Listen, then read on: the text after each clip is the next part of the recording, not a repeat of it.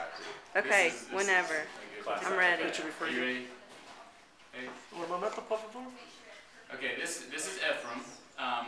Ephraim is from southern Ethiopia, in the rural areas of southern Ethiopia. We know that mainly because of the way he speaks, his accent, his rural dialect, but also some of the facial features and things. It's still a tribal influence. We know that he's from southern Ethiopia.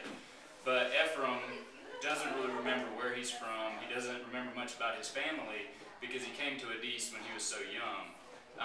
Ephraim shares a story with many of the street kids we work with here in the city.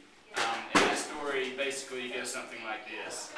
They live in the countryside, and it's really poverty-stricken. They're subsistence farmers, which means that the family tries to raise enough food for themselves to eat, and that's all that they have. Many years, it's not enough to get through the year. So parents are really desperate for these children because they see their children starving. In southern Ethiopia, they're well known for their textiles. They hand weave very beautiful fabrics by hand. They're well known for this.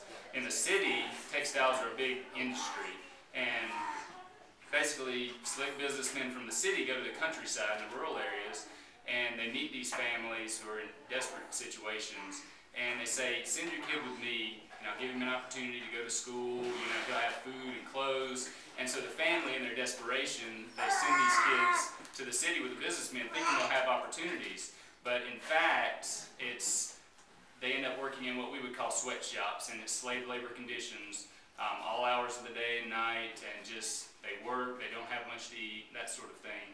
Eventually, most of these kids escape, and when they escape from the sweatshop, they're just trapped on the street. Because like Ephraim, many of them don't remember exactly where they're from, don't know much about their families, and even if they did, they have no way to get back to them.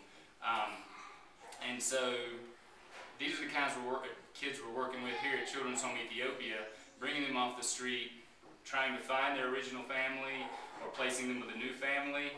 And we also have another project called the Kotiganeti Agriculture Project, which is in the countryside in southern rural Ethiopia, where a lot of these kids are from. And with that project, we really hope to cut off that source of kids going to the street. We give these families opportunities to make a better life, to provide for their children, so that they're not sending them to the streets anymore. Great. Go visit that friend. We'll see a smile. Yeah.